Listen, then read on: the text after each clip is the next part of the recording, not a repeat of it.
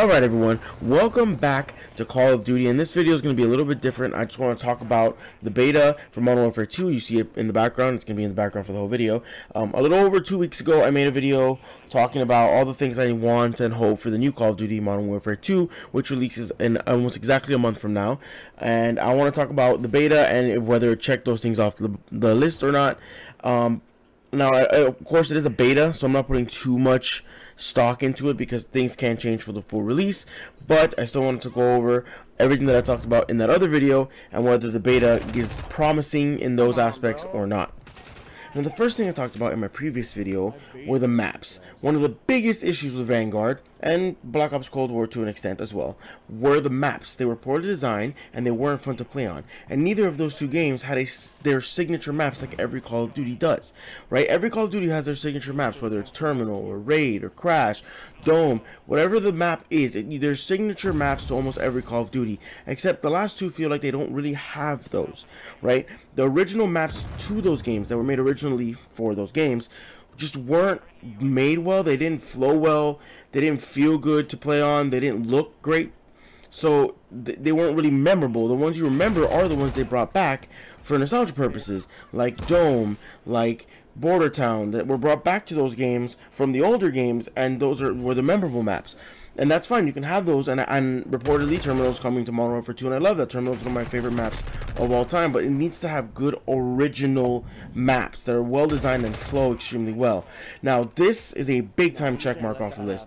They did extremely well, in my opinion. It's only the beta, there were only like 3 or 4 maps, but I didn't have any issues with any of them. I actually enjoyed playing all of them. They were fun, they were good to look, they were, nice to look at. They weren't super over the top colorful, but they were splashes of color on all the maps. They flowed well. You can tell they really took their time to make sure these maps were designed well. And so for me, this is definitely a huge positive, and I'm super happy with the way the maps came out. I couldn't be more excited for the other maps that we haven't seen yet to see what those are, because if it's anything like the ones we've played so far, that's a huge plus, and they did really, really well with this. Now, the next thing I talked about in my previous video was the Gunsmith. I felt like in the last 2 games, the Gunsmith was just getting more and more ridiculous. It was over the top. There were 10 attachments and barrel sizes and ammo caliber, and it was just perks. It was too much. There was too much going on. Now, don't get me wrong, I love the customization aspect of the game. I am someone who grinds for the Mastery Camo in every single Call of Duty, and I will do the same in Modern Warfare 2, but I just felt like it went over the top, and they needed to really simplify it, but still give us that same feeling of customization, but not, have it be overwhelming. And I feel like they did a really, really good job in this game with that. The Gunsmith in this game is 5 attachments. You also have the receivers that you can change the weapon, so you can change an M4 to an LMG M4, you can change to a sub M4, you can change the other AR, which the name slips my mind right now, but you can change it to an MP5, you can change it to an LMG just by switching out the receiver. And I also like that they made it that when you unlock attachments for that weapon, you get it for all the receivers, not just the one, so it makes the actual leveling of weapons and the grinding of the leveling of weapons a lot easier, a lot more simple, and I really, really like that, because one of the biggest, most tedious things in the camo grind was always leveling the weapons first, and so they made it easier that way. And I really like that whole concept with the receivers, because that's actually realistic. That's how guns are for the most part, and so I actually really like it, and it doesn't feel too complicated or over the top or hard to understand. Like I said, there's only 5 attachments, and so you still have the feeling of customization because you can change the guns to different things, but it's not too many attachments. It's not over complicated to understand. I will say it is a little bit kind of hard to understand what each attachment specifically does, like the pros and cons specifically of each attachment and exactly how much of a pro or how much of a con that is. But other than that, I had no issues with the Gunsmith. I felt like it was really well done. The way it looks is really nice. It's not hard to understand, not hard to figure out, the different attachments, what you want to put on it. They definitely simplified it down, which I really, really like. So definitely a big check mark from the Gunsmith in Modern Warfare 2. Now, the next thing on the list was visuals, and by visuals I don't mean graphics. I know those get better every game, and including this one, the graphics were incredible. I meant the visuals of the game overall. Modern Warfare 2019, which was the predecessor to this one, was a very dark green and brown game. It was a super dark game. It didn't have a lot of color. It was just boring to look at, and the visuals themselves didn't add anything to the game. So I wanted this game to be more colorful, more bright, not over the top or anything crazy, but just more color and less shadow, less darkness. And I feel like they did a really good job with this. You can see it in the video right now. There's a lot of nice colors to look at. It's not just dark brown and green colors all the time. There's, you know, red, and it's a nice, aesthetically pleasing game to look at, and I really enjoyed that they did that. And it, again, a check mark for me. So far so good. Now this next topic is the first time we hit a large speed bump. The next thing I talked about was sound, and specifically it was footstep audio, because footstep audio is something that has divided the Call of Duty community for a really long time. And in Modern Warfare 2019, the footsteps were excessively loud. They made Ninja, or Dead Silence, a field upgrade instead of a perk, which then made the game ridiculously campy. No one moved until they had Dead Silence, and then people just sat and sound hoard the whole time listening for footsteps. So what do they do when the beta comes out, and what do they do in Modern Warfare 2 so far?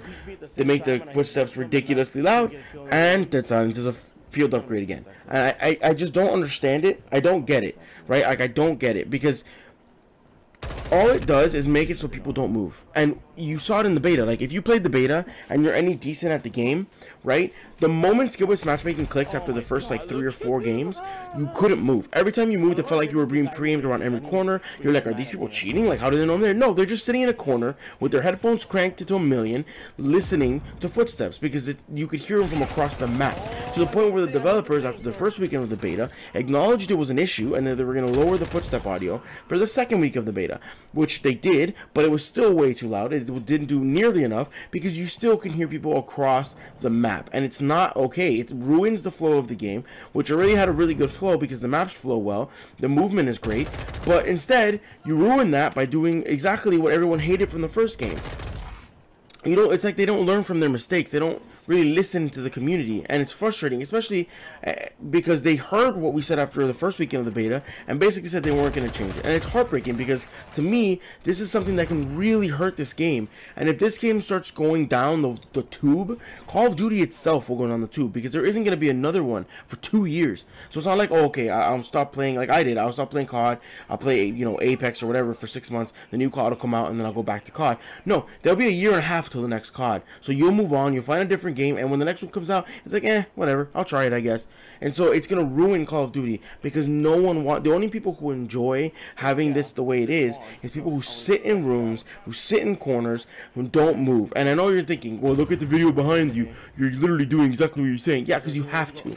If I don't play the way I'm playing, though in this video, you won't get kills. You'll die around every corner. You won't be able to move. It's insane. It doesn't make any sense. And so for me, this is the first one where I really feel that they messed up and they need to change it. In my opinion, Dead Silence and or Ninja needs to be a perk.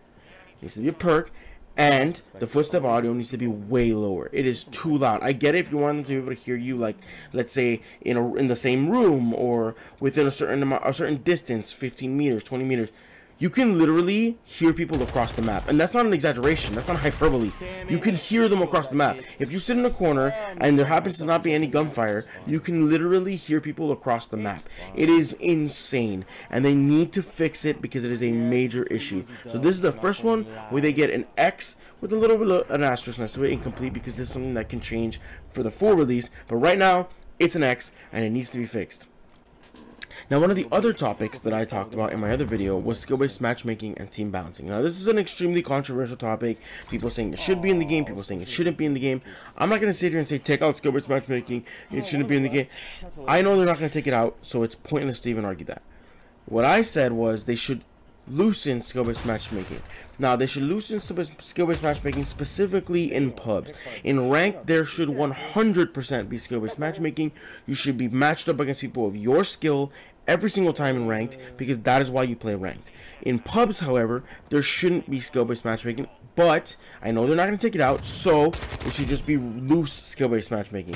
Now, I know the argument everyone always makes is you just want to crap on the crappy players, and that's why you want skill-based matchmaking gone, so you can shit on all the bad players and feel better about yourself and make content.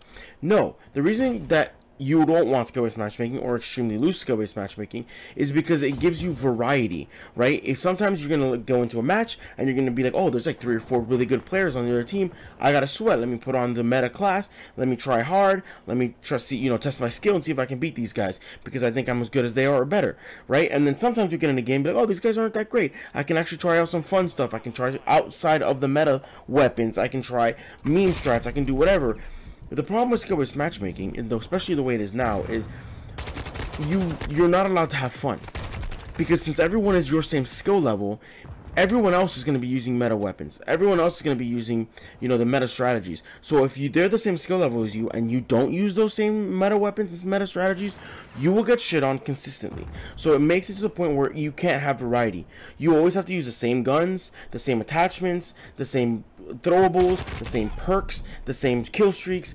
You have to use the same strategies on the same maps. You have to be in the same places. There's no variety to the game. It gets stale and boring because you're doing the same thing over and over again because you have to be even halfway decent and not lose your mind going triple negative every game.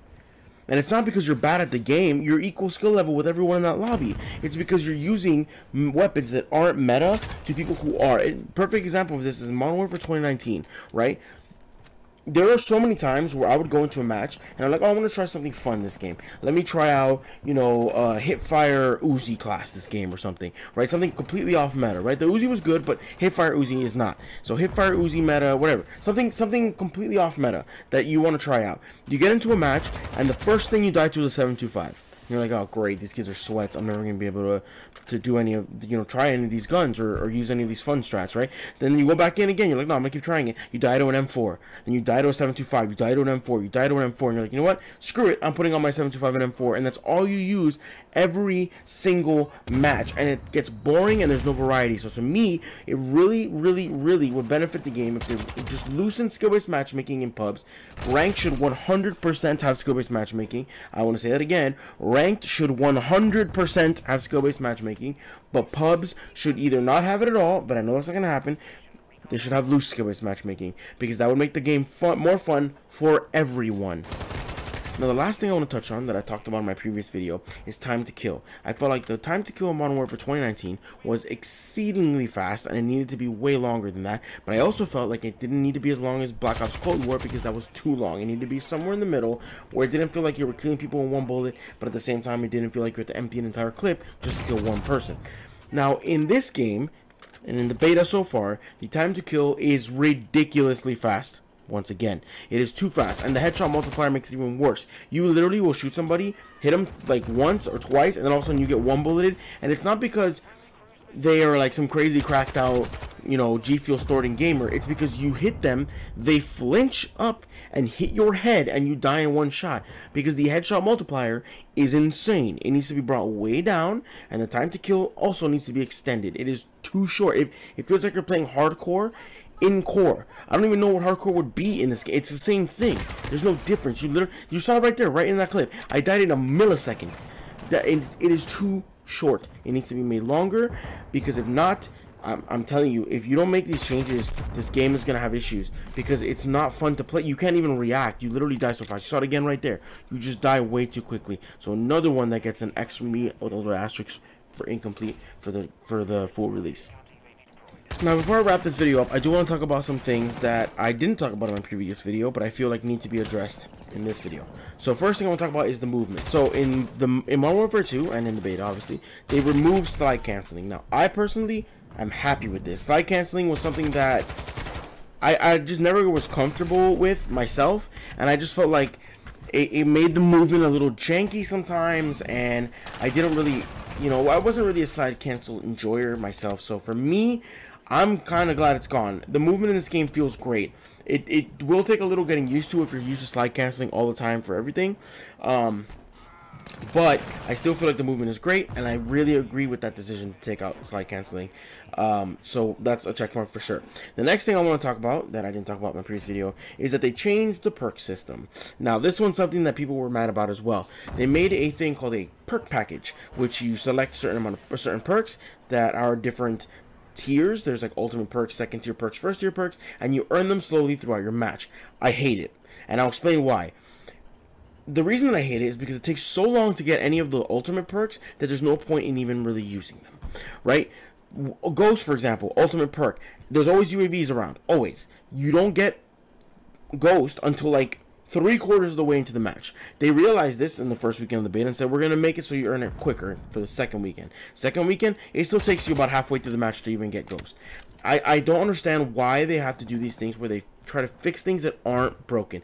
I get it. You want to innovate. You want to try new things. But when things that are like things like that everyone enjoys and there isn't anything wrong with it, or there isn't anything that could really be improved for it, it's good the way it is. You don't need to fix things that aren't broken, and they did that here, and I don't like it. So you either need to adjust that so that you can get those perks way quicker, or just get rid of it altogether. Scrap it. Go back to the regular perk system. There's no need to have that whole system that just it overcomplicates everything, and it ruins the whole reason to even have the perks to begin with. So overall, my feeling for the beta was a positive one. However, there are those negative things that I do feel need to be changed, in my opinion, to make sure that this game is successful. This game has the potential, with the way it feels, the way the maps, or at least the ones we had the opportunity to play on, were designed, and the way it plays, to be a very good Call of Duty, top 5, top 3 even, Call of Duty of all time. Has that potential, but those things need to be fixed and addressed before it will even come close to reaching that potential, and before it ruins Call of Duty, because it will if they don't fix those, in my opinion. But overall, I will say it was a positive experience.